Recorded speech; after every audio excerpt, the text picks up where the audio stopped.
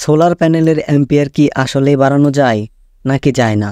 এই ভিডিওতে আমি আপনাদেরকে সেটিই জানাবো। অ্যাম্পিয়ার বাড়ানোর জন্য অনেকে বলে ক্যাপাসিটর লাগালে নাকি অ্যাম্পিয়ার বেড়ে যায়। আসলেও কি ক্যাপাসিটর লাগালে অ্যাম্পিয়ার বেড়ে যায়? তো চলুন সেটিই আমি আজকে আপনাদেরকে দেখাই। তো আমার চ্যানেলে আপনারা যারা নতুন তারা আমার চ্যানেলটি সাবস্ক্রাইব করে দিবেন, আর যারা সাবস্ক্রাইব করে ফেলেছেন থ্যাংক ইউ সো মাচ। আপনারা সবাই ভিডিওতে লাইক দিবেন, আর কিছু জানা থাকলে অবশ্যই কমেন্টে জানাবেন। তো চলুন কথা না বাড়িয়ে ভিডিওটি শুরু করা যাক। আমার হাতে দেখতে পাচ্ছেন একটি 20 ওয়াট সোলার প্যানেল। এর আউটপুট ভোল্টেজ 20 থেকে 23 ভোল্টেজের মতো দিবে এবং অ্যাম্পিয়ার দিবে 1 অ্যাম্পিয়ারের মতো। আর সোলার প্যানেল থেকে যে তারটি বের হবে সেই তারটি আমি আগে থেকে এখানে সোলার প্যানেলে লাগিয়ে নিয়েছি। তো এখানে তার লাগানো দেখানোর মতো অতটা কিছু নেই, এই জন্য আমি আগেই লাগিয়ে নিয়েছি। কারণ সোলার প্যানেলের এই বক্সের মধ্যে মাত্র 2টা পয়েন্টই থাকে, একটি নেগেটিভ একটি পজিটিভ। আর তারা এখানে লিখে রেখেছে কোনটা নেগেটিভ কোনটা পজিটিভ। তারপরেও যদি না বুঝতে পারেন তাহলে এখানে 2টি কানেক্টরের মাঝখানে একটি ডায়োড দেখতে পাবেন। ডায়োডের যে সাদা দাগ কাটা দিক সেই দিকটি হবে পজিটিভ এবং অপর দিকটি হবে নেগেটিভ। এখানে আমি প্রয়োজন মতো তার লাগিয়ে এই তারটি ঘরের ভিতর নিয়ে যাব, কারণ এখানে অনেক রোদ, এখানে থাকা সম্ভব না। আর এখানে আপনাদেরকে আমি এক্সপেরিমেন্টটা করে দেখাতেও পারবো না, সেজন্য সোলার প্যানেলটি এখানে রোদের মধ্যে রেখে দেই। এবং চলুন আমরা দেখি ক্যাপাসিটর লাগালে আসলেও ভোল্টেজ বা অ্যাম্পিয়ার বাড়ে নাকি বাড়ে না। তো সোলার প্যানেলটি আমি রোদে রেখে এসেছি, আর আমার হাতে তারটি দেখতে পাচ্ছেন এটা সোলার প্যানেল থেকে এসেছে। এখানে আমি আপনাদেরকে ভোল্টেজ চেক করে দেখাই এখানে কত ভোল্টেজ আসতেছে।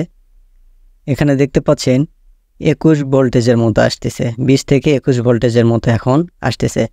আচ্ছা, তো আমি এখন আপনাদেরকে দেখাই এখানে কত অ্যাম্পিয়ার আসতেছে। তো আপনারা একটু ভালো করে লক্ষ্য করবেন।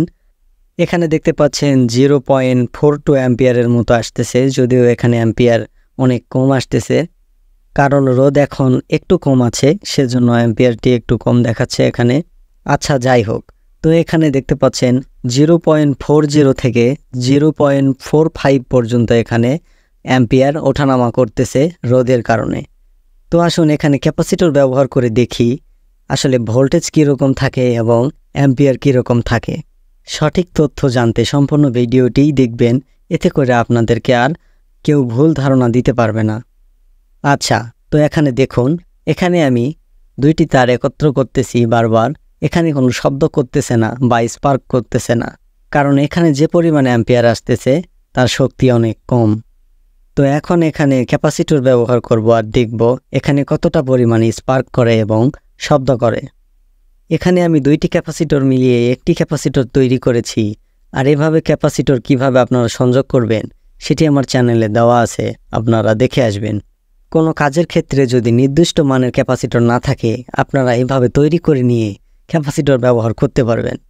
তো এখানে আমি 50 ভোল্ট 1000 মাইক্রোফ্যারাডের একটি ক্যাপাসিটর লাগাচ্ছি। এরপরে এখানে আরও একটি ক্যাপাসিটর লাগাবো, সেটি হচ্ছে 25 ভোল্টের 3300 মাইক্রোফ্যারাডের একটি ক্যাপাসিটর। তো এই ক্যাপাসিটর আমি এখানে এখন সংযোগ করে দিচ্ছি। আর ক্যাপাসিটর সংযোগ করা আপনাদেরকে এখানে নতুন করে বলে দেওয়ার কিছু নাই। যে পজিটিভ তার সেটা পজিটিভ ক্যাপাসিটরের পজিটিভে যাবে, আর যে নেগেটিভ তার সেটি ক্যাপাসিটরের নেগেটিভে যাবে, তাহলে হয়ে যাবে। তো সকল কানেকশন করা শেষ। এখন দেখব এখানে ভোল্টেজ কি বেড়েছে, অ্যাম্পিয়ার কি বেড়েছে নাকি বাড়েনি। তো প্রথমে আমি এখানে শর্ট সার্কিট করানোর চেষ্টা করি। এখানে দেখতে পাচ্ছেন স্পার্ক করতেছে, একটু আলো দেখা যাচ্ছে, শব্দও হচ্ছে। তাহলে কি ক্যাপাসিটর লাগানোর ফলে ভোল্টেজ এবং অ্যাম্পিয়ার বেড়ে গেল, যার কারণে এখানে তার পুড়িয়ে ফেলতেছে? চলুন আমি আপনাদেরকে এখন সেটাই পরিমাপ করে দেখাই। তো প্রথমে এখানে অ্যাম্পিয়ার পরিমাপ করব, এর জন্য মাল্টিমিটারটি অ্যাম্পিয়ারে সেট করে নিয়েছি। তো এখন এখানে দেখুন এখানে দেখতে পাচ্ছেন 0.44 অ্যাম্পিয়ার দেখাচ্ছে, মানে এখানে একটু অ্যাম্পিয়ার ওঠানামা করতেছে রোদের কারণে। ক্যাপাসিটর লাগানোর আগে দেখেছিলাম 0.40 থেকে 0.45 পর্যন্ত অ্যাম্পিয়ার ওঠানামা করতেছিল, আর এখন দেখতে পাচ্ছেন এখানে ঠিক সেই রকমই আছে, 0.40 থেকে 0.45 পর্যন্ত অ্যাম্পিয়ার ওঠানামা করতেছে। এখানে কোনো অ্যাম্পিয়ার বৃদ্ধি পায়নি ক্যাপাসিটর লাগানোর পরেও।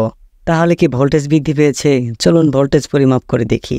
এখানে দেখতে পাচ্ছেন 20.6 ভোল্টেজ দেখাচ্ছে। তাহলে কি হলো, ক্যাপাসিটর লাগানোর পরেও 20 থেকে 21, 22 এরকম ভোল্টেজ ওঠানামা যদি করে, তাহলে ভোল্টেজ বাড়লো কোথায়? এখানে ক্যাপাসিটর লাগানোর পরে ভোল্টেজও বাড়েনি, অ্যাম্পিয়ারও বাড়েনি।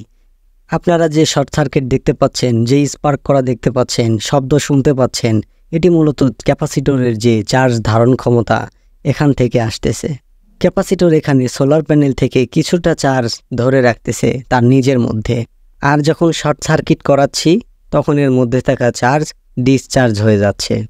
কিন্তু এখানে ক্যাপাসিটর কোনো ভোল্টেজ বাড়াচ্ছে না, অ্যাম্পিয়ার বাড়াচ্ছে না, কারণ ক্যাপাসিটর কোনো ভোল্টেজও উৎপন্ন করতেছে না, অ্যাম্পিয়ারও উৎপন্ন করতেছে না। আবার ভোল্টেজ বা অ্যাম্পিয়ার বুস্ট করে যে বাড়িয়ে দিচ্ছে তাও করতেছে না, কারণ ক্যাপাসিটর ওই ধরনের কোনো কাজই করে না। তো আশা করি আপনারা সবাই বুঝতে পেরেছেন। সবাই আমার চ্যানেলটি সাবস্ক্রাইব করে দিবেন, ভিডিওতে লাইক করে দিবেন, চ্যানেলের সাথেই থাকবেন। ভালো থাকবেন সবাই।